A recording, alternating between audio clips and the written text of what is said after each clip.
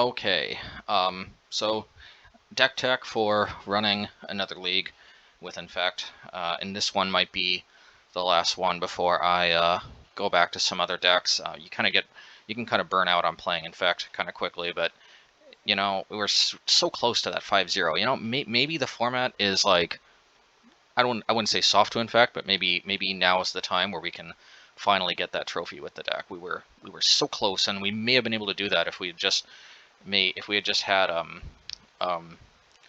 what's it called, Nature's Claim be scale up instead. In any case, some more modifications though. After thinking about this a lot and how the deck performed, you know, at the end of the day, I don't think we need Yavimaya Cradle of Growth. I mean, it's obviously we should at least have this as a one of. It's almost strictly better than a forest, but you know. I'm not sure if that league we necessarily ran into this, but I played a number of leagues before that, kind of get a feel for Infect again. You know, I'll admit overall kind of mediocre results. Definitely this 4-1 in the last league was definitely I think the best result that I've had. You know, jamming this. You know, lots of kind of 3-2s, 2-3s kind of situation. But yeah, at the end of the day, Yavimaya did end up becoming like it did clog up my hand somewhat in multiples. Now, historically, that wasn't that big of a deal because, you know, if anything, we usually had too many lands anyway. So, like, having extra copies of this was almost the same thing as having extra copies of Forest. But, you know, now that we're playing Tranquil Thicket with the expectation that we're going to be cycling this a lot, that may not necessarily be the case anymore where we just have extra lands to spare. So getting stuck with extra Yavimayas in our hand may actually be a bigger deal now. And I am really liking how Tranquil Thicket is helping us make maximum use of our hand, and of our spells and of our lands. Because when we were just straight 24 lands with Sylvan Scrying, mind you, we just a lot of times we ended up with too many lands and we couldn't play them all. I mean, I suppose if there was some type of exploration type effect, or Mana Bond or something. I mean, obviously Mana Bond is, you know, not that, but, you know, if there was some type of exploration or Fast Bond, no, not Fast Bond, that's the banned one. Well, anyway, the one in Legacy, like Mana Bond or something, the one that, like, you discard your hand and put lands into play. Obviously, we're not a land deck, so we can't really use that, but, you know, like Exploration allow you to play 2 lands per turn. I don't think our deck would even want something like that. I don't think it's worth a full card, but suffice it to say, I think just putting Tranquil Thicket in the deck kind of solves that problem. Not only does it solve that problem, we just naturally have a lot of lands in our hand, and we can't really play them all out, you know, in a timely manner. So we can just start cycling the Tranquil Thickets, you know, maybe draw into untapped lands, and maybe, you know, just draw into more spells, more protection, or whatever, you know, just churn through the deck. But also, I like the way Tranquil Thicket kind of gives me another interesting card to fetch with Sylvan Scrying. You know, sometimes we're going to be sitting around with like an Inkmoth Nexus or something, or like a board state where like either we're just waiting for a Sejiri Steppe or an Apostle's Blessing, or we're just waiting for a pump spell, or like, you know, we're like basically getting more Inkmoth Nexus won't necessarily make a difference, but maybe getting like a Cathedral of War won't make that much big of a difference either, which of course we're not playing that anymore. In this deck, actually, we're playing Pendelhaven, and we brought Pendelhaven back. That was kind of the idea here, you know, to changing the mana base up here with taking out 3 Yavimayas can free up you know, 2 more forests and then 1 more Pendelhaven. You know, plus taking out the what do you call it? Nurturing Peatland for the Sejiri Steppes. Yeah, so basically, like, we can Sylvan Scrying for a Tranquil Thicket, and you know, a lot of times I think cycling might just be better kind of than playing a Cathedral of War anyway. I mean, Cathedral of War, it definitely served its purpose for a while for us, but like, you know, it's just kind of clunky. And the bottom line is, I just don't think we have enough lands to really. I mean, we just don't have enough time or enough. I mean, it's a solid card, and I kind of want to squeeze it as a one of in the deck somehow. I just can't really find room, at least not in this build. Besides, most of the time, Pendelhaven is probably a better fetch anyway with Sylvan Scrying because it taps for green and it pumps. That may not always be the case, but I mean, Pendelhaven's going to hold down the fort. It's better when we just draw it naturally in a lot of circumstances, precisely because it can tap for green. Yeah, no more Rancor. I liked Rancor, but yeah, it just the problem is it's just sorcery speed, you know. If Rancor was an instant, I don't know. Even if it was an instant, I don't know. Like, the problem with Rancor is just its sorcery speed, and there's just a lot of situations I found in you know, in the matches that I've played where it's just like, it can be really good, but you know, sometimes they just sometimes you're just like really nervous to play it. Sometimes you just like, you know, sometimes you just have to go for it. But anyway, yeah. So I did play a few matches, a few 2-mans between this and now, and you know, I'm not necessarily going to give up on Rancor, but it definitely was the kind of card where against decks with a lot of removal, I just never wanted to play it, and it just felt kind of bad. That being said, it's not like terrible, but that got me to thinking about an old trusty friend of ours that we used to play, Sejiri Steppe. I mean, we always used to play it almost as a 1-of, but I thought, you know, maybe we'll try Sejiri Steppe as a 4-of again. And the reason why I'm more optimistic now that playing 4 Sejiri Steppe might be better than when we did in the past is that in the past we were also trying to jam 4 Cathedral 4, and I think that's just way too much colorless. You know, 12 colorless sources when we don't have Yavimaya in that situation, it's just way too much. I mean, technically Sejiri Steppe isn't colorless, but you know, unless you're casting Loris, it might as well be colorless. I can also noteworthy tap for Apostle's Blessing without losing a life, so there is that. But yeah, the fact of the matter is, now that we're playing 4 Tranquil Thicket instead of 4 Cathedral 4, I think we have our green mana needs much more covered, and I think that we do not necessarily need to be as worried about being color screwed. At the end of the day, we have 16 green sources, 12 of which come into play untapped. I mean, that's not a lot, because we got the 6 forest plus the 4 horizon lands. That's 10, plus the Yavimaya and the Pendle Haven. That's 12. You know, plus the Tranquil Thicket. That's 16. So 16 green sources is a lot. It is, you know, a little bit concerning that we only have 12 that come into play on tap, but we literally can't have it all. I mean, we can't both have a card that helps us, you know, filter into other stuff we need while also coming into play untapped. I mean, in a way, Horizon lands are like that, but they use a land drop, and the whole point of these Tranquil Thickets is that sometimes you get clogged with lands in our hand, and Horizon lands don't really help that much with that, because the idea behind Horizon lands is you play them all out, you kind of curve out, you do your thing, and then you crack them when the game goes later, you know. But if you just start cracking the Horizon lands early, you still have a lot of lands in your hand because they don't help you make more land drops. Or in Tranquil Thicket's case, just jettison a land that you probably weren't going to be able to play, you know, in a timely manner anyway. So yeah, so I think you know, Sejiri Steppe may solve the need that we were you know, using Rancor for. Unfortunately, it's not necessarily going to improve the Hammer Time matchup. So you know, that's that. Hammer Time we still have Apostle's Blessing, and that's a house in that matchup. But unfortunately, Rancor is also kind of critical. Rancor though doesn't necessarily get around the huge Urza construct tokens though. But anyway, the same kind of play patterns that you know, came close to bringing us to victory against Hammer Time last time can essentially also apply as long as we draw Apostle's Blessing. But you know, we'll see. Yeah, and other than that, I'm trying to think of any other changes I made. Yeah, I mean, it's cool that Sejiri Steppe also casts Loris for what it's worth. But yeah, I just like Sejiri Steppe because unlike Rancor, it also preemptively gives your creature protection from a, you know, common removal color they have, so you can, you know, don't have to worry about that. And it, like, you know, and if they're playing like a red-black or red-white deck or something, you know, like, you give protection from, sometimes, depending on the deck, the color that they're more likely to have a hard removal in.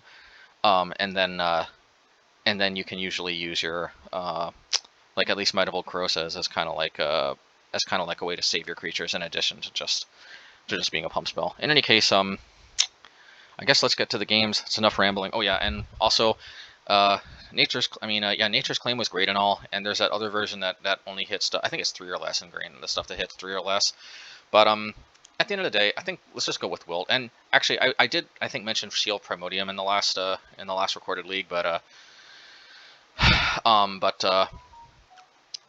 think I just want Wilt. See, the issue with Seal Primordium that I was also kind of finding was that sometimes I wanted to bring it in because I was sure they were going to bring in Pithing Needle, but a lot of times you have to bring in these anti-hate cards in the blind, because like, we are just unfortunately a little bit soft to cards like Pithing Needle, Blood Moon, I mean, anything that interacts with Inkmoth Nexus is definitely a bigger issue for us than traditional Infect, because we have because we're playing Sylvan Scrying as our makeshift kind of blighted agent, since we're not playing blue.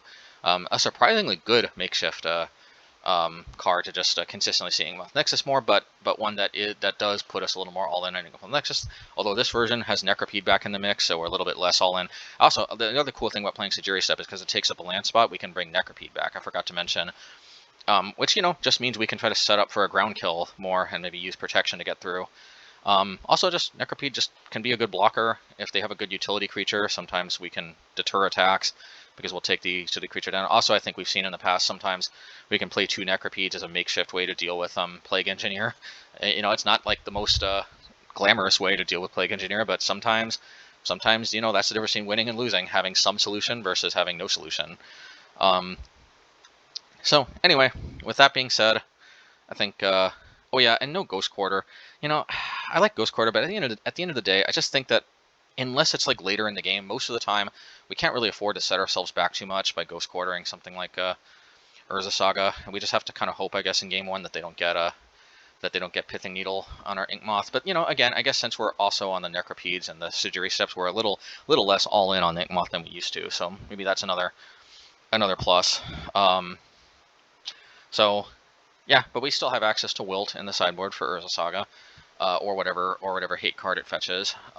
Beast Within, all-purpose catch-all, but plus it deals with creatures. And critically, since we're not playing Ghost Quarter, it deals with lands. This can be very important against Tron, where a lot of times we want to Beast Within on their upkeep, on their Tron lands to keep them off Tron, and then sometimes we can set up, as long as we buy enough time, we can set up an Infect kill is the idea. So, Beast Within. We'll almost always outrace the 3/3 tokens against Tron. Plus, we can use Sejiri Steppe to give our grounded creatures protection from green. Although, just remember to play your pump spell first, then give protection from green. Otherwise, you're going to have a sad time trying to pump your pro-green creature, if you know what I mean. Got to keep that in mind. But yeah, just no Ghost Quarter. I just find that Ghost Quarter is just a little overrated for the most part.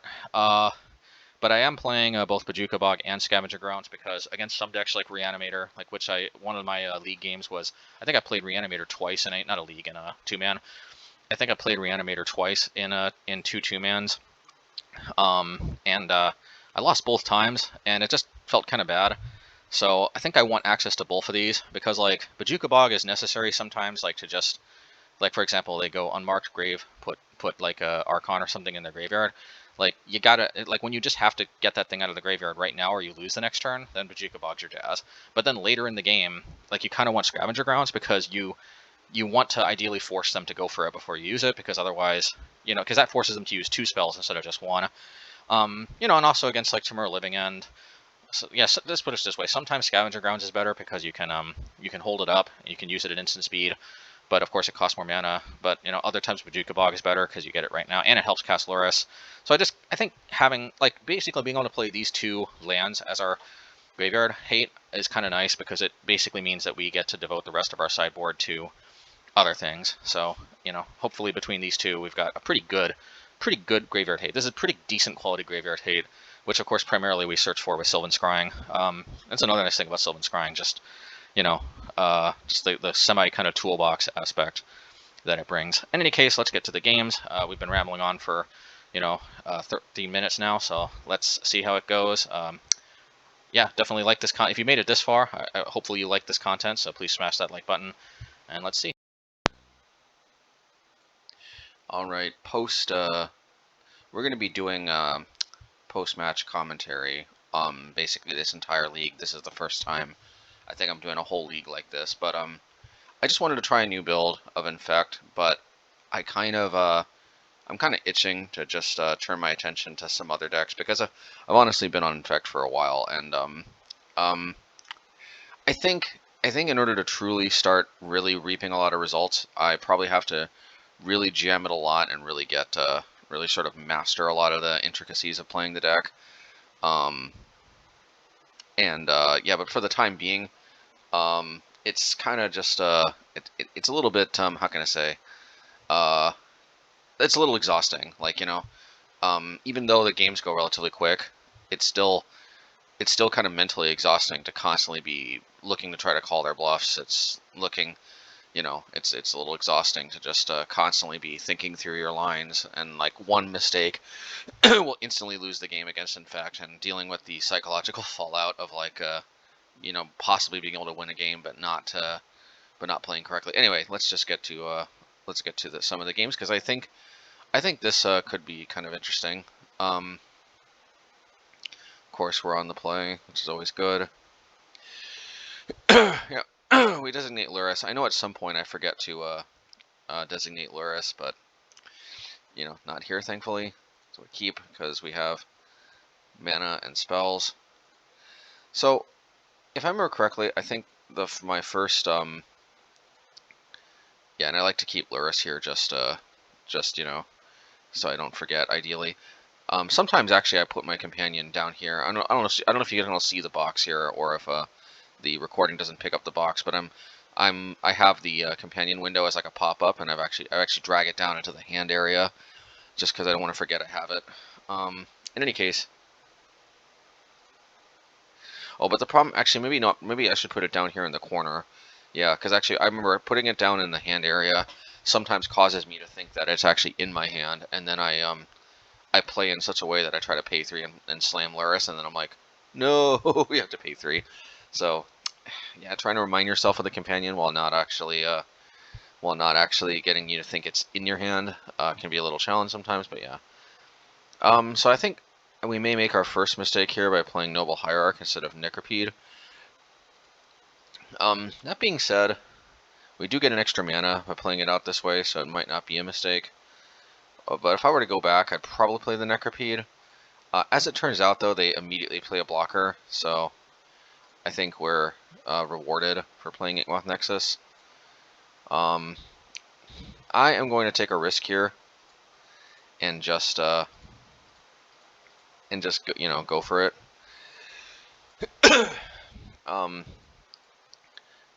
You know, of course, they could have just responded with a removal spell. But, you know, one reason to do that, though, is you just never know. They might correctly realize that we play Apostle's Blessing in the deck, and maybe they don't want to use a removal spell if we're just going to save it in response with Apostle's Blessing, even though we're not going to be able to attack by tapping it before it attacks. I don't know. In any case, I wanted to get in there because, now that I think about it, maybe I didn't need to take that risk at all, because look at all this. I might be playing a little loose here, actually. It's interesting going back and looking at the games. In any case, I think it actually ended up being a super, yeah, I may have been playing, no, you know what? No, I take it back. I wasn't playing incorrectly.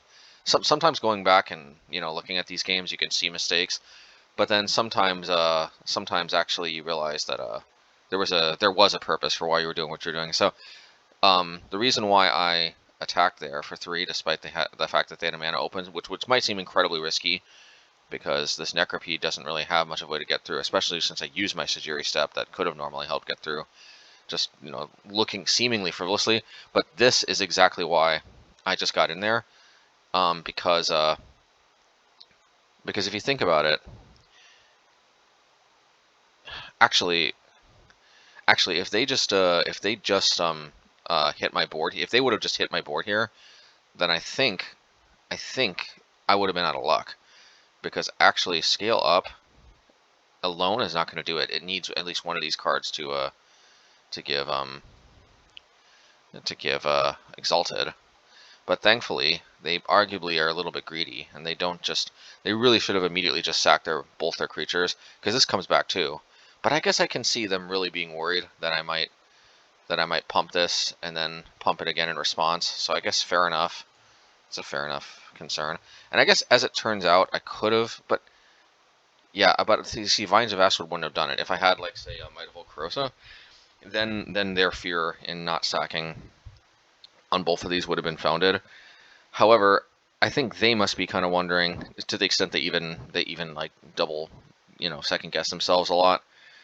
I think to the extent that they're kind of they're quarterbacking themselves, they're probably regretting not hitting our board, because leaving us with this much open mana gives us the ability to make a lot of maneuvers that we just wouldn't be able to do if they just sack their board. In any case, yeah, we can do this. They go for it, you know, but thankfully we can Vines, which in retrospect, I probably should have Vines with the kicker, because if you think about it, they can still, you know, because I can respond with this, even with the kicker. But I guess it's pretty obvious that their next play is to do this again, and then I can kick. But I think my concern here is, what if they sack this to kill this? Yeah, but I guess once this gets vines, then I can just vines a second time with impunity anyway. Yeah, so once they let us untap, I think that their options kind of ran out. So yeah, we can save it with vines plus the kicker, and that's that. Yep. All right, so let's go to the next one. All right, match 2. Lyris, I chose you. I think I kept this hand. It's a little speculative, but it's got a good amount of like really powerful pump spells. It's got an infect creature. It doesn't really have a way to push this infect creature through presently, but it does have Sorcerer's Spyglass, so we don't get completely shut out by Yawgmoth. At least that's the hope. Yeah, just play this so we can get in there, and we can get in there for 3. We can play double Hierarch, which I think we do. Oh, wait a minute, no we don't. Yeah, because they're threatening to drop Yawgmoth next turn, so we've got to drop Reclamation Stage, because we just lose on the spot if they drop Yawgmoth. Unfortunately, they both have Reclamation Sage and Eldritch Evolution to find Yawgmoth. Since unfortunately naming Reclamation Sage does nothing because this isn't an activated ability, we just have to name Yawgmoth and force them to use the Rec Sage. But this is not a good spot because now their Rec Sage can block, and it's already done the deed, so to speak. Well, at least we get to play Sorcerer's Spyglass again, and we name Yawgmoth. But unfortunately, since we're not on Inkmoth Nexus and we're instead on Glissy, so to speak, they can go get Grist, and then they kill my Inkmoth, and I pack it in. Maybe I shouldn't have, but like realistically, oh yeah, we can't see because we didn't actually record this part of. I guess I probably should have just waited on tap to see what I drew. What if it's Inkmoth Nexus? Are they threatening lethal next turn? Let's say 2, 4, 7. Yeah, I jumped the gun. What if it's Inkmoth Nexus, right? Like if you think about it, I could have played Inkmoth Nexus, double Hierarch, and then I'm easily threatening lethal next turn. Now, obviously, I pretty much have to draw exactly Inkmoth Nexus. Anything else is really not going to cut it. But I do have 8 live draws: Inkmoth Nexus and Sylvan Scrying. So, yeah. Well, Sylvan Scrying actually is more tricky because I have to play it, and then I can only play one of these Hierarchs. But then I end up with 5 mana next turn, 4 from the, because I tutor for Inkmoth Play It, so 4 plus the Hierarchs, that's 5. So that with 5 mana I can tap 1, play a Hierarch, tap 1, activate. So I've got 2 mana left. Yeah, scale up vines. Yeah, still not gonna do it. Or does it? No, yeah, it does actually. My bad, because I have two exalted creatures, so that's +2. Plus the Inkmoth, that's 3. 3 plus 6 is 9. They already at 1 poison. Yeah. So, I'm kind of kicking myself for not scooping here. Just see what I mean. You know what? Like, I'm not gonna lie. This can get like a little discouraging sometimes. So I don't want to make excuses, but it is kind of like you get exhausted a little bit playing Infect so much. And I know the last league before this one, I think, unless I had some, I can't remember. I may have had some. I may have had another league in between that didn't get recorded, but if so, I'm trying to draw on a blank on it. This might be the next league. Anyway, let's go to the next one. All right. So yeah, yeah. I guess I was just trying to say it can get exhausting even if you win. In any case, this hand looks perfectly serviceable. In fact, this hand looks more than good. It's great. To quote a certain Tony, and not Fat Tony.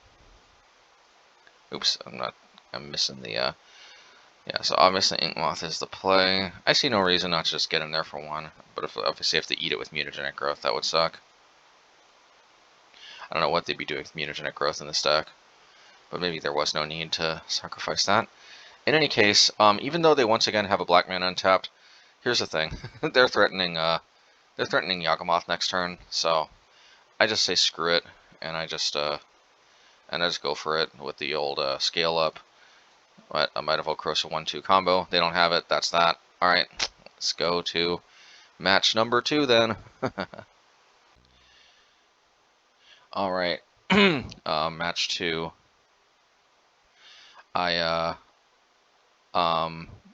Yeah, let's just see how this goes. Sometimes you just have to know to go for it, like in that last game. And one way you got to go for it is if you basically just lose if you don't. All right, so we are going to keep this hand. We have most likely a turn 2 Necropede, although yeah, actually turn 2 Necropede I think is the jazz, because then we are looking at a oh, actually never mind. So here I think we want to play Noble Hierarch. Yeah, just because it gives us an extra mana. Alrighty. We're against Tron, so not much to say here, just we want to win as fast as possible. They don't really interact that much with us. Might as well play Necropede. And now we've got a turn 3 kill either from Necropede or from Inkmoth. If we do it with Necropede, then we have Apostle's Blessing as backup, so I think that's what we do. 2 Apostle's Blessings as backup. So, yep. Alright, that was pretty quick. Alright, so, match 2, game 2, let's see how this one went. Again, it's, oh yeah, I forgot to actually go over sideboarding in the last match. How did I sideboard? Let me just quick explain how I sideboarded against Golgari Yawgmoth, and then obviously I brought in Sorcerer's Spyglass. I think that was it.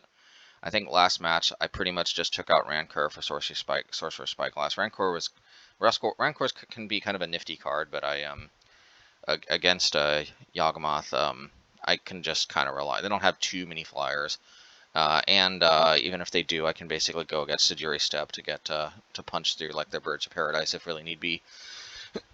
So I think that was the swap. It was pretty simple, not much to explain. But here we sideboard, and I basically just swapped out, I think, Rancor for Beast Within.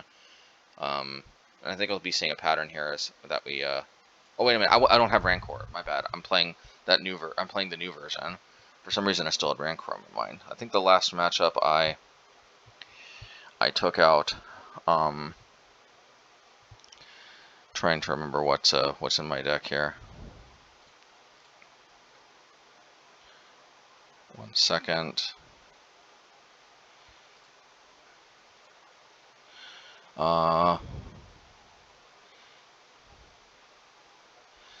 Against Golgari Yawgmoth, honestly, I may have taken out Necropede. I think I did. Yeah, I'm remembering I took out Necropede. Because like the reality is I have to win pretty quickly anyway. So Necropede is just a little bit. Necropede more than anything is just kind of like additional insurance of sorts, so that we have we don't run out of infect creatures. Makes us a little more resilient to removal, but it's also a win condition in of itself, unlike something like say Spellskite, which I have main deck before. But the biggest problem is leading on a turn 2 Spellskite, if we don't have any other infect creatures, may not be a keepable hand, and yeah, Necropede is, and it's also insurance against. So it's not as resilient against certain effects, but also it's got that nifty -1/-1 ability. In any case, yeah, I think that was the jazz there. So yeah, Luris, we choose you, and basically I think we in this, or did we choose Luris? I can't remember. Anyway, in this matchup, I think we just basically took out. We took out Apostle's Blessing because unlike Golgari Yawgmoth, there really isn't much to punch through. Just mostly saving our creatures from stuff. And Vines of Aspwood is superior at saving things to Apostle's Blessing, because even though Apostle's Blessing is cheaper to use, They may be using Ghost Quarter as their tutorable removal of source of choice against Inkmoth, and Vines of Estwood can protect from Ghost Quarter. Apostle's Blessing cannot, because Ghost Quarter is not an artifact, even though it is colorless. So, all right. I kind of wish this would have said any color of your choice or colorless, like Giver of Runes is templated, but that templating came out a little bit later. In any case, yeah. So this is a pretty easy keep. However, we are hoping to draw into more pump spells, so we can race our own beast token. But with 2 beast tokens, I think we have a decent chance of being able to keep them off of Tron. So we are going to, yeah, and now I'm feeling pretty good about my odds, because we can just Beast Within on their upkeep. I could Beast Within now, but Beast Within on their upkeep makes it so that we have 1 less turn to have to race our own token. So we go bam on the tower. They Warping Wail in response. They play Chromatic Sphere. We play Hierarch, and we're close to a win next turn. We just need 1 other pump spell. But they drop Natural Tron. Nice. Then they go get Karn Liberated, and now we're in a heap of trouble. So we go play Glistener Elf. I shouldn't have just packed it in. I mean, they probably would have just downticked, but you never know. They might not have, because we might have had a removal spell. Once again, getting discouraged too quickly. You know, actually, I didn't realize that I was actually scooping early so much this league. Maybe it's good for me to be forced to watch. I think sometimes I'm a little bit more reckless with the early scooping when I'm not on camera at the time, even when I have an intention to come back later and do a post match commentary. Well, I guess if the games were interesting enough, which I think they are, but yeah, oof. So you know what? Like, even though I think my play is slightly better when I'm not recording and having to focus on commentary, you know, it is possible maybe that I make up that difference because of things like well, not wanting to scoop as early to make a better viewing experience. But in any case, let's see if we can just bring it back with the next game. All right, match 2, game 3. All right, Laris again. I choose you. I think this is a keep. I mean, because it's got the pump, it's got the Beast Within, it's got Sylvan Scrying. Not that Sylvan Scrying is the end all be all, but easy turn 1 Noble Hierarch. Now we're gonna go Beast Within again, and if I remember correctly, I think they just insta scoop. Yeah, they just insta scooped. It doesn't let me go on any further, and it doesn't say, but I remember they insta scooped. So I mean, I don't know, maybe us scooping early last game just put the vibe of insta scooping in the just out there. So I don't know, maybe what goes around comes around, I guess. Maybe they were also frustrated because I got some kind of what is it? Did I get a call, or did I get something happened which delayed me a little bit? Obviously, I'm still ahead on the clock, so it couldn't have been that bad. But whatever it was, there was a little bit of delay in my play. Maybe they were getting frustrated and they're just like, just forget about it. I don't know. Either way, we'll take it. Let's go on to match 3. As we can see, though, this is the power of Beast Within, which I might even make Beast Within the thumbnail. Although I kind of want to make Tranquil Thicket the thumbnail, but I think that's going to be a permanent fixture, so I can do that anytime. But this might be the league to really this might be the league that showcases Beast Within the best. Maybe we'll see. All right, so match 3. Again, post-match commentary. This hand has got to be a keep, and this might even be a good showcase for Sejiri Steppe.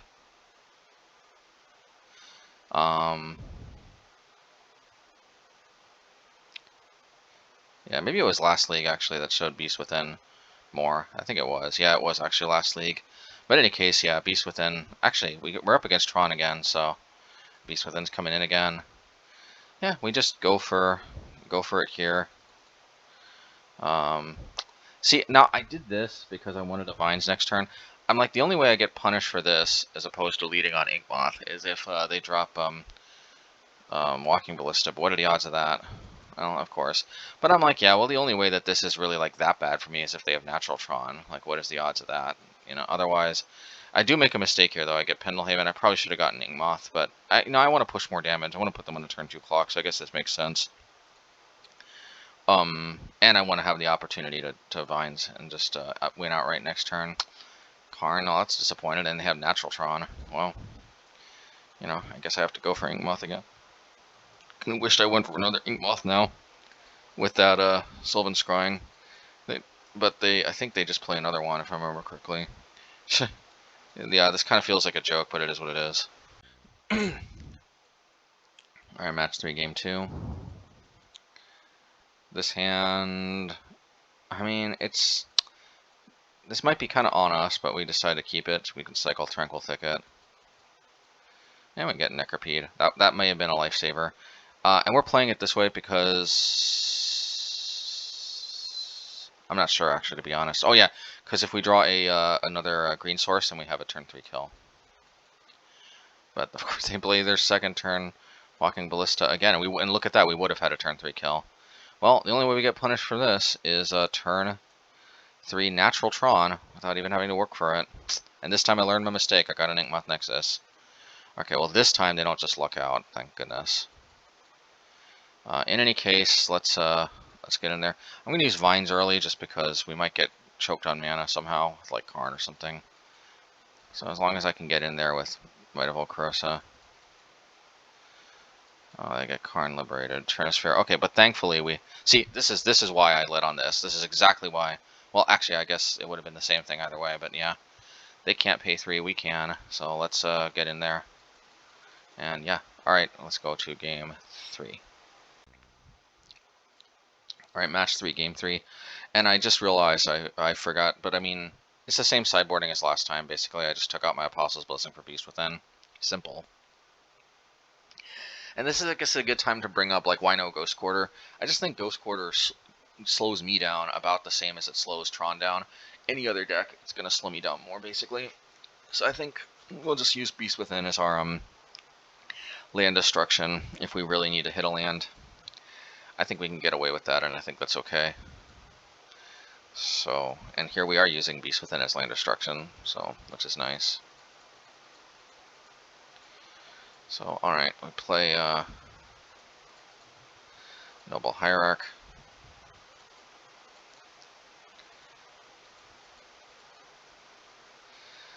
I think they play Chalice of the Void. Yeah. And, well, we still have Beast Within. We were hoping to use that on their Tron lands, but, I mean, we're not completely cold to this, but they have turn 3 Tron and Chalice of the Void, so not gonna lie, we're kind of packing it in, especially after they do that. Now we're just like, okay, it's GG. I mean, but I guess I did get Inkmoth Nexus. Well, that was discouraging. Normally Tron isn't that bad of a matchup, but if I would have known they'd bring this in, I would have brought in Wilt too, but I don't think there was really anything else. Yeah, because the only like shoe-in card to take out was Apostle's Blessing. Although realistically going forward, actually I don't really need Sejiri Steppe. Sejiri Steppe can obviously tap for mana, but I think with 20 lands we should have 20 lands and 8 mana dorks and 4 Sylvan Scryings. I honestly think we can definitely cut lands, because Sejiri Steppe is actually kind of a split card. It's kind of like a spell and sort of colorless-ish kind of land that can also tap for Luris. You know, and the reality is I think we'll just end up playing our Tranquil Thickets out as lands more instead of cycling them if we take out the Sejiri Steppes. I think it all kind of evens out again in the end anyway. So this actually may be a learning lesson here. Maybe we should always bring in Beast Within and Wilt. I mean, see, this is one thing I like about Wilt. I think we can do that. I don't think with Seal Primordium we could justify doing that, but with Wilt we can always just cycle it if they're not presenting something like Chalice of the Void or Trinisphere or whatever have you, or Urza Saga. So yeah, anyway, just maybe something to consider. Just a thought, I guess. All right. Anyway, cool stuff. All right, match. What is it? It's match 4. Let's go. Laris, I choose you. Maybe I didn't forget to name Laris. Or I might have been against Tron, which doesn't matter anyway. Laris will never basically be relevant there. So it looks like we're facing Belchy Belts. And I just realized, actually, we probably shouldn't have kept this hand. It has no Infect creatures. The idea is we generally want to keep most hands with Infect creatures and mulligan most without. That being said, I have won a number of games with mono green aggro, and especially now that we've got 8 white sources to cast Laris. So anyway, but of course this is Belcher, so it turns out that yeah, we needed those fast Infect kills, and which is probably one of the whole reasons to play this deck is actually to out like we're kind of a combo deck, so like yeah, that was just a mistake, plain and simple. If we had mulligan to a Glistener Elf or a or heck, even an Inkmoth Nexus, the odds of getting a turn 3 kill are pretty high. Like look at this hand.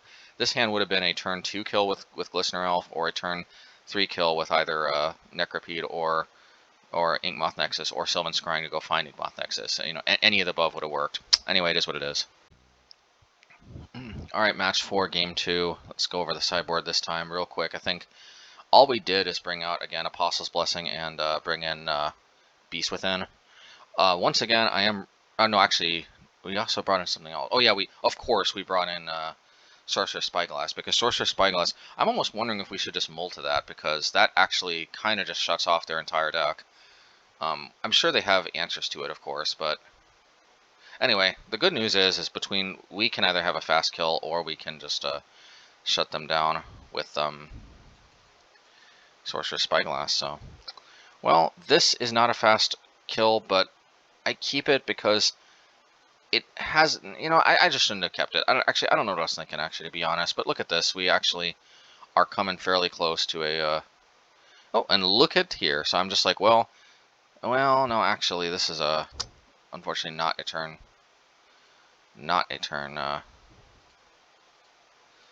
Well, yeah. So we're hoping to draw some type of protection spell if they, and that they don't go off, or that they don't do that. That sucks. I guess I could have and should have protected with Might, but I just thought, well, I'll just win next turn. Yeah, I thought I'll just win next turn. So, you know, so I do this, I'd go this, but then I need Nature's Claim, which I guess they have to bring in anyway because of Pithing Needle effects. At least we can prevent them from winning with Goblin Charbelcher. Now that I think about it, why did I bring in Beast Within? I should have brought in just Willed. Because that's primarily what I did, what I brought that in for. With Wilt, they wouldn't have had a 3/3 Beast token. So anyway, we get an Inkmoth. So yeah, they what do you call it?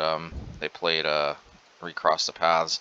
So we're not necessarily holding our breath. And honestly, this token didn't make a difference. They just play a bunch of rituals and they win. I mean, normally we're heavily favored against a deck like this, but honestly, number one, we made a huge mistake by not mulliganing to just fast cards. Like, they may think they're the faster combo deck, but they're just wrong. They cannot win on turn 2 anymore without well, no, actually, they're another turn 2 modern deck. Actually, so yeah, they might be about the same speed. I think they require more working parts, though. All we require is an Infect creature. That alone will do it. But then all we need is a few pump spells, like, to do it really quickly. In any case, we're not going to cry over spilled milk. But needless to say, this could have been an easy win. Of course, the problem is we can't point to like a single like card we could have played and would have won, because both of the games, I think the mistake was not mulliganing. That was the primary mistake anyway. Also, I could have maybe had a Sorcerer's Spyglass. Of course, they would have had Nature's Claim, but maybe we could have overloaded it. Anyway, by forcing them to use it on Inkmoth, then play Spyglass, maybe. Anyway. Alright, post league for match 5. Let's go. They say GLHF. Yeah, I think we ultimately have the best chance of winning. We got a decent chance with this hand. This could be a mistake, but look, we got a turn 4 kill, which isn't always the best, but hey, look, last game's, I don't know, This is one of the problems with Infect is that you have to kind of keep hands like this, but there's a good chance they aren't good enough. So Sejiri Steppe just tapped just because it's probably the best opportunity to. Well, you know, but they drop Eidolon. They're playing Burn. I think this is just game over. To be honest, I should have just got in there and attacked. Well, I guess maybe I shouldn't have played Sejiri Steppe first, but anyway. Yeah, this is not gonna. This is just DG because they bring us down to 8, and now we kill ourselves if we try to go for the combo. All right. Game 2 in match 5, post league wrap up. I mean, sorry, not post league wrap up, post league commentary. Hey, but this time we've actually got a decent chance because we got all these infect creatures. Sure, they can burn them, but we've got more where they came from. I can play Necropede. If they burn it, we can kill their Dragon Rage Channeler, which we do. And we get in there. And now we're threatening lethal, not quite next turn, but maybe the turn after that. We can't attack just yet because, yeah, but then we, Apostle's Blessing. See, I animated this, but I forgot that Dragon Rage Channel can block it. We'll just let it attack, and then, yeah, and I think we can win this race. Oh, and actually we even just drew this to just get lethal. So, alright, sweet. Alrighty, match 5, game 3, so hoping for the 3-2, but anyway. And in retrospect, this hand, once again, I don't know why I'm not aggressively mulliganing more. Well, there you go. I guess that's the reason why. I mean, that's obviously not the reason why, but, well. Yeah, and just like that, the hand is total garbage, which, realistically, we probably should have. This is burn. You know what? Actually, it doesn't matter. It kind of doesn't really matter. Like, and really only hands like that second game, which we're not guaranteed to get, can really, like, kind of keep up here. But we're not going to scoop just yet. But, alright. But, yeah, and that, yeah, now it's just, there's just really not much we can do here, because they have a Rift Bolt suspended, so that's lethal, and of course we can block with the Inkmoth. Actually, what I intended to do was I intended to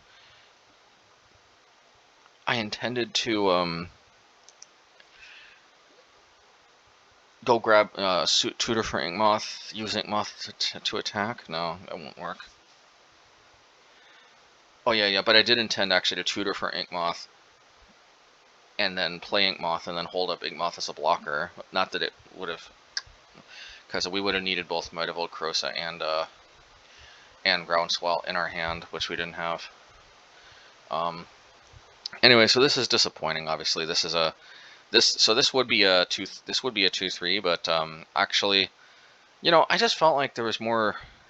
I felt like these games were pretty close, and I felt like, I don't know, I just felt like I'd probably be switching to another deck soon to focus on. So I decided to record a bonus 6th match in the 2-mans. So all right, let's get to bonus match 6 then, and yeah, let's see if we can round this out to a 3-3 when we factor in the bonus 2-man round at the end. But yeah, I wanted to at least give myself an opportunity to even it out, because I did feel these were relatively close matchups. That Tron, like, honestly, this could have been another 4-1 easily.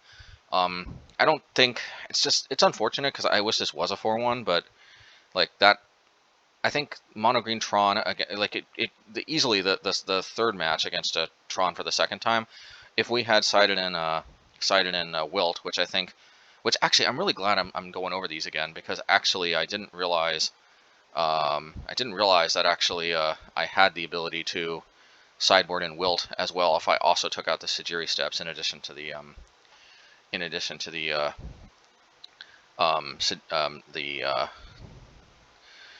Apostle's Blessings. So if nothing else, I think it was worth it to kind of consider that. I think I kind of started to catch on that I could side out the Sejiri Steppes against Belcher. As we saw, we brought in both Beast Within and Sorcerer Spyglass, but I didn't quite realize until looking back at this that we can apply that logic to Tron too, and I think we could have and should have brought in Wilt. In fact, that's one of the selling points of Wilt, like I said. is that we can and should bring it in, and I think I'm not sure if I had a Sejiri Steppe in my hand or not. I think I did in match 3. Either way, if we sideboarded differently, it's very possible the game engine would have given us a different hand and a different library. So we can't necessarily just, you know, look at our hand and say it wouldn't have made a difference, because, you know, the way, and this is true of real life too. If you sideboard differently, the odds of you shuffling in exactly the same way are basically non-existent. So if you did something different as far as sideboarding goes, you would have had a totally different hand and a totally different library. So, I mean, configuration of your library. Anyway, let's go to the bonus match and see if we can round this out to at least a 3-3, because I think with keeping better hands against Charbelcher, we could have and should have won that matchup. There's no reason why we shouldn't have. That's the whole reason to play this deck. Isn't it weird? When we got that 4-1, I remember we were kind of running through a bunch of removal heavy decks. I think they were just kind of not bluffing, or like just not having it, not having what they needed. And here, like, I feel like we're dropping games against, honestly, our best matchups. Like Yawgmoth is a well, actually, ironically, we beat like one of our worst matchups, Yawgmoth.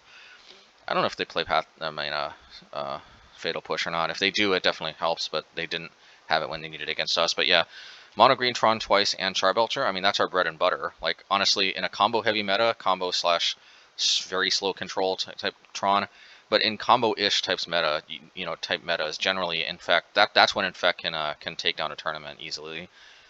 Infect is kind of like the combo deck that beats most other combo decks. So, but we have to obviously play correctly, and that's unfortunate. So, in any case, we're gonna try to screw our head on straight and see if we can round it out. Because we know we got it in us, and these matches were fairly winnable, fairly close, except for Burn. Burn's just like ugh. Alright, anyways, let's go. Alright, post league for bonus match 6, we are up against K-Bone here in the 2-mans. And we got Glistener Elf.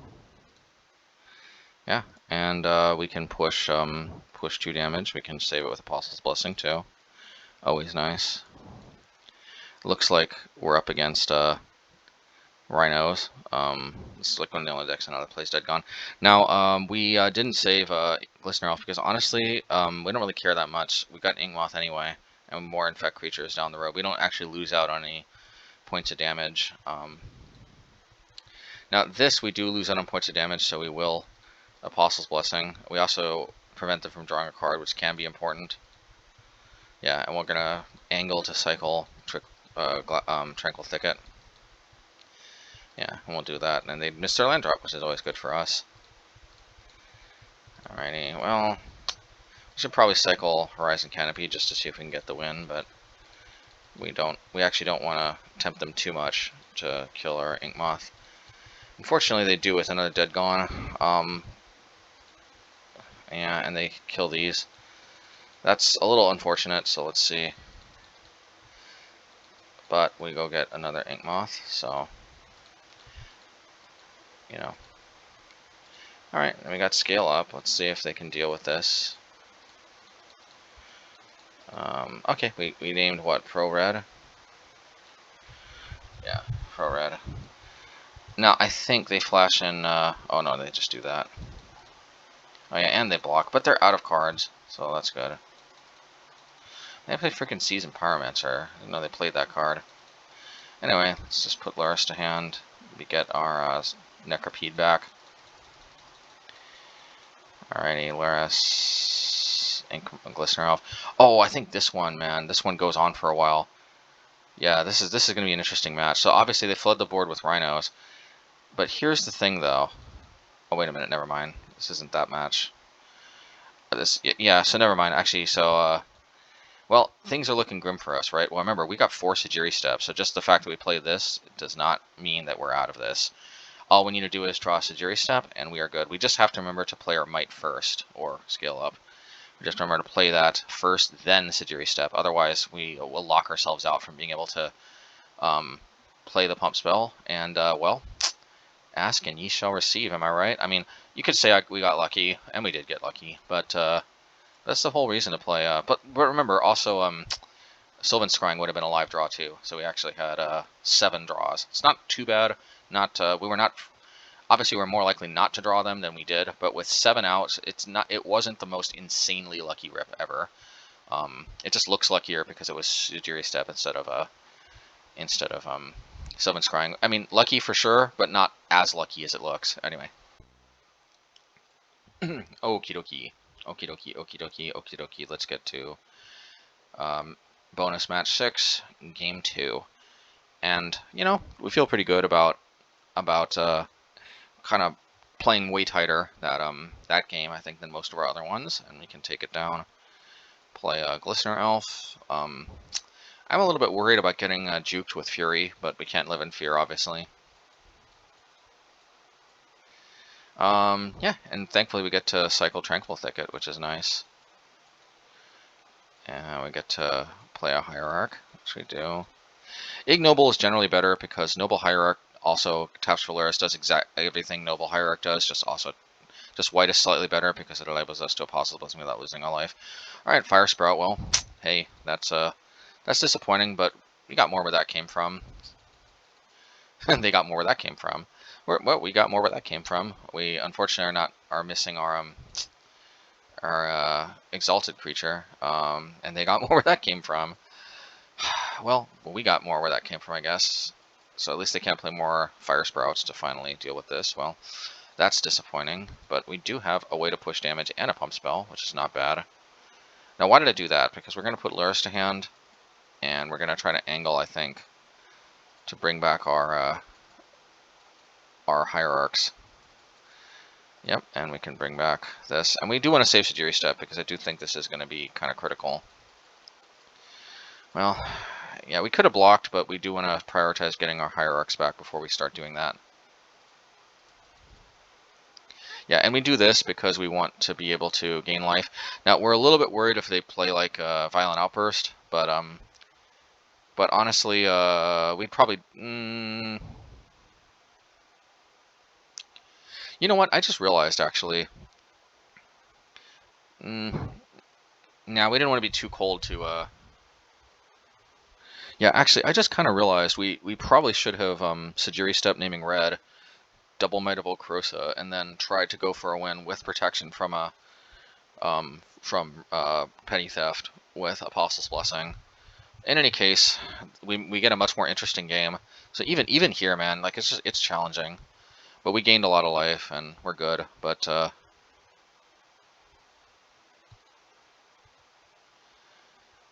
yeah. Oh no, we just drew it. We drew Sejiri Steppe, so we couldn't that turn. So yeah. So we go for this plan this turn. Yeah. Protection from red. Might of Okrosa. They counter. Might of Okrosa again. I think they counter again. Might of Okrosa. And unfortunately, it's not a win this time. It wouldn't have been a win on this either because this would have been 3, 4, 5, 6, 7. So we either bring them down to 1 life or 9 poison counters. We choose 1 life because that means they can't fetch anymore. For what it's worth, I don't know that makes a big difference. I don't think they really have a way to gain life, so I don't think it makes a difference. Alright, so we continue resurrecting stuff from our graveyard. And see, this is the cool thing about Luris, is Luris gives us the ability to grind through their tokens. I realize, though, we made a second mistake here. We should have attacked with Necropede and then brought it back next turn, because attacking with Necropede is just better, because we get to one-shot the Rhinos when they die. But, hey, we get to Sylvan Scrying. For some reason, they block like this instead of blocking with the Rhino. I'm not sure why. So that basically undoes our mistake with Necropede. Alright, Sylvan Scrying for Inkmoth. Play Inkmoth, and feels like we're in a pretty good spot here. Of course, they bring back Season. Oh, that's why they wanted to do it. Okay. Fair enough. Yeah, we block. Why not? Because we can take down one of their tokens. This feels good. More Rhinos. But yeah, but with the life gain from Luris and the ability to recur our Necropede, I'm feeling pretty good about our chances. In any case, let's just go for the win. Or is it the win? No, it's not the win just yet. So we go for it, but maybe we get the win next turn. Yeah, we block. Hit the other token. Now their whole board is green, which is where we want it to be for Apostles Blessing or whatever, but let's just do it this way. Well, we can pay for Mystical Dispute. And I guess that's that. Alrighty. Alright, so we rounded out to a 3-3. Hey, not bad. Yeah.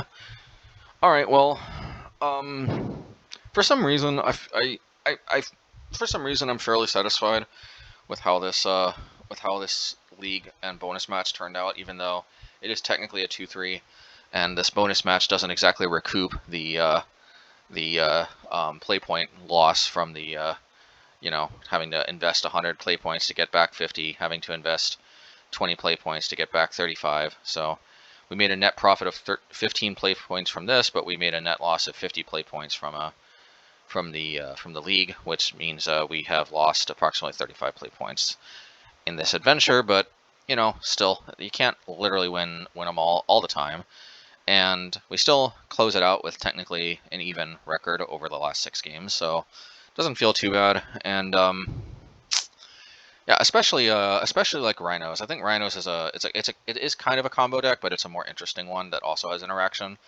Grind it, man. Talk about like interesting. We ground through 2 Fire Sprouts and a Fury. I think if that doesn't show that I think our deck has potential, I don't know what does.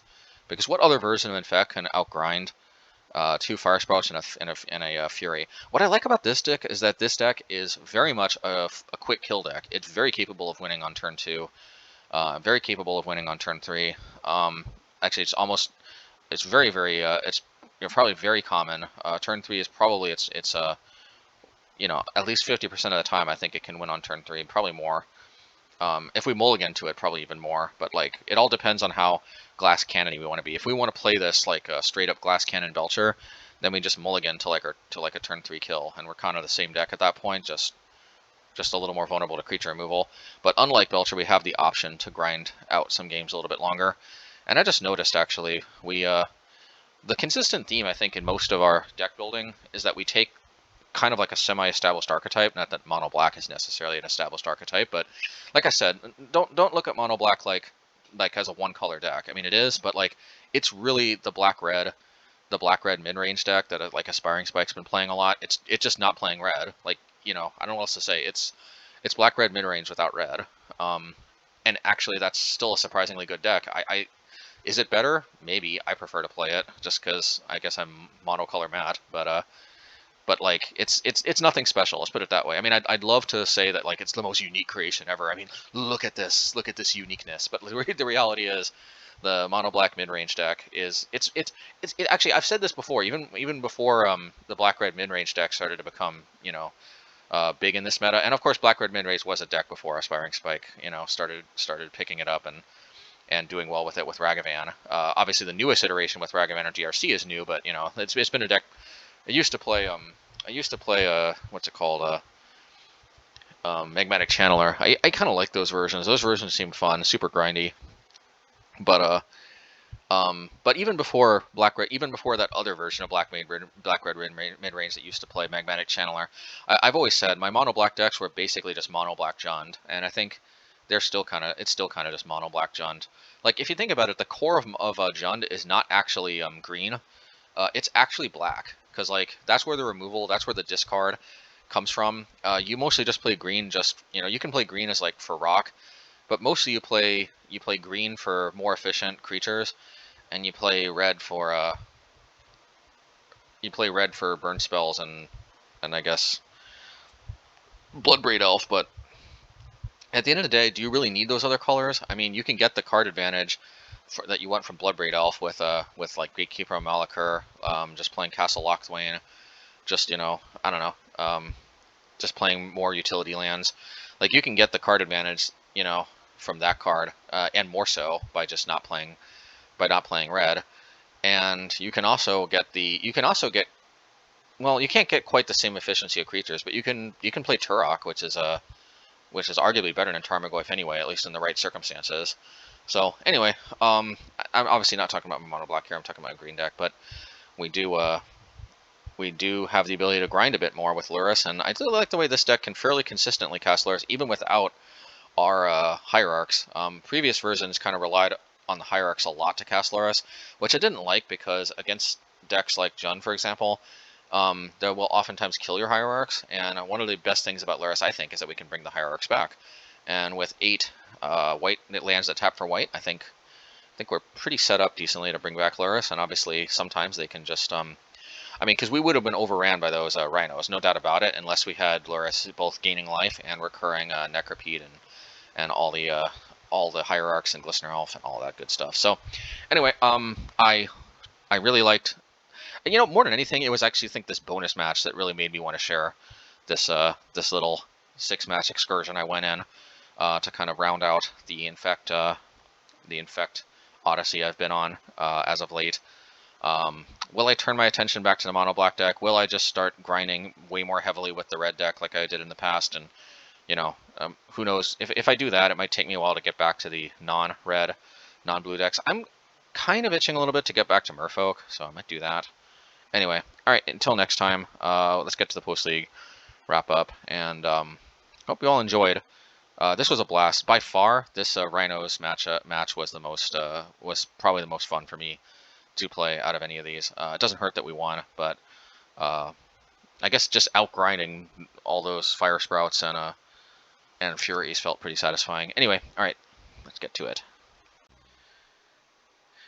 Well, okay, post-league wrap-up. So, yeah. So what can we say here? Yeah, I mean, so we had a promising start against Yawgmoth and Mono Green Tron. Somehow I feel like we got juked against the second Mono Green Tron deck. Just kind of had natural Tron. We still would have won through that that Walking Balliston too, if it wasn't for like them just natural Tronning out a Karn. And then of course game 3, I think they may have had natural Tron too. I can't remember, but anyway, so it goes. I guess Boros Burn was a kind of a heartbreaking matchup to see as our last one, because that's historically been like our worst matchup. At least we showed, I think, conceptually how strong we really are against Mono Green Tron. I mean, even though we lost the second game, I think it was pretty clear they kind of needed to juke us. They didn't necessarily they weren't going to win if they just had kind of a normal Tron progression. Pretty much they always sort of like had natural Tron, if I remember correctly, right before we were going to win. So yeah. Also, in theory, we would have shown that we're actually kind of favored against these other combo decks like Belcher, especially since Symbiont Spirit Guide isn't in the format anymore, because we are essentially the fastest deck in the format. We're the only turn 2 deck left in the format, as far as I know, unless I'm missing something. Yeah, but unfortunately Belcher sided in. Like, actually they hit all the hate they needed, and they had enough to combo off, which I think is a little bit unusual, but so it goes. It's just weird because I think our deck is a little bit more susceptible to I mean, not susceptible. Our deck I think is a little more accommodating of like bringing in our own hate cards and then just doing our game plan, because we're kind of a glorified aggro deck, with like 16 creatures and whatnot. So you'd think that like we'd be less vulnerable to disruption and they'd be more vulnerable to disruption, because the other combo decks a lot of times just require like a couple cards working together, whereas as long as we have our 16 Infect creatures, and then we have our effectively 12 pump spells plus Pendelhaven, which I guess makes Summon Scrying a kind of a pump spell, and of course the Hierarchs, which are also kind of pump spells. So like the whole deck almost just combos with itself. So anyway, it is what it is. Trmur Rhinos, I think that was a pretty good showing, especially Sejiri Steppe. The rest of the matchup, Sejiri Steppe, kind of was kind of mad. Although I think against Golgari Yawgmoth, it was also pretty. It could have, at least, because almost all their stuff is green, been super relevant. But yeah, against Tron, I mean, sorry, against Trmur Rhinos, I think definitely Sejiri Steppe showed what it can do. So in any case, let's see if we can continue to do well. Although we'll probably again probably start to try out some of our other decks. In any case, if you like this content, please subscribe, and yeah, take care. Yeah, until next time.